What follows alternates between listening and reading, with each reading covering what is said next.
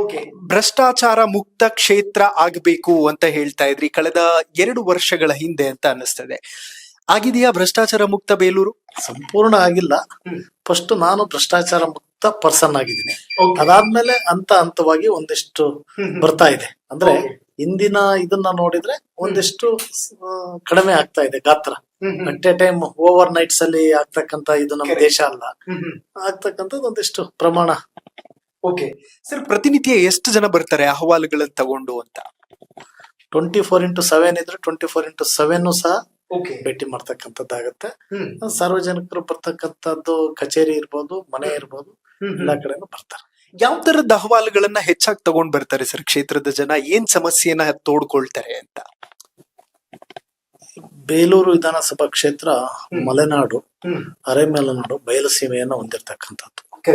ಒಂದೊಂದು ಭಾಗದಲ್ಲಿ ಒಂದೊಂದು ಸಮಸ್ಯೆಗಳಿದೆ. ಈ ಭಾಗದಲ್ಲಿ, ಮಲೆನಾಡು ಭಾಗದಲ್ಲಿ ಆನೆಗಳ ಹಾವಳಿ ಇದೆ, ಕರೆಂಟಿನ ಅವ್ಯವಸ್ಥೆ ಇದೆ. ಅರೆಮಲೆನಾಡು ಭಾಗದಲ್ಲಿ ಸಹ ಇವಾಗ ಆನೆಗಳು ಮತ್ತೆ ಅದರ ಜೊತೆನಲ್ಲಿ ಒಂದಿಷ್ಟು ಕುಡಿಯ ನೀರಿನ ಸಮಸ್ಯೆಗಳು ಇದೆಲ್ಲ ಇದೆ. ವಿಶೇಷವಾಗಿ ಮತ್ತೆ ಬಯಲ್ಸೀಮೆನಲ್ಲೂ ಸಹ ರಸ್ತೆಗಳು ಇದೊಂದು ಏನಾಗಿದೆ, ಇದು ತುಂಬಾ ಹಿಂದುಳಿದಿರ್ತಕ್ಕಂಥ ಕ್ಷೇತ್ರ. ಅಭಿವೃದ್ಧಿನಲ್ಲಿ ಕುಂಠಿತ ಆಗಿದೆ, ಸಂಪರ್ಕ ರಸ್ತೆಗಳಿಂದ.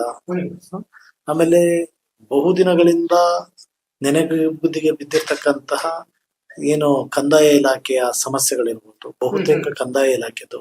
ಆಮೇಲೆ ಏನು ಜಿಲ್ಲಾ ಪಂಚಾಯತಿ ಸಂಬಂಧಪಟ್ಟಂತ, ತಾಲೂಕ್ ಪಂಚಾಯತಿ ಸಂಬಂಧಪಟ್ಟಂತ ಸಮಸ್ಯೆಗಳು, ಸರ್ವೇದು, ಹಿಂಗೆ ದಾರಿಗಳು ಬಿಡಿಸ್ಕೊಂತಕ್ಕಂಥದ್ದು ಮತ್ತು ಹಲವಾರು ಸಮಸ್ಯೆಗಳು ಪ್ರತಿನಿತ್ಯ ಬರ್ತಕ್ಕಂಥದ್ದಾಗತ್ತೆ.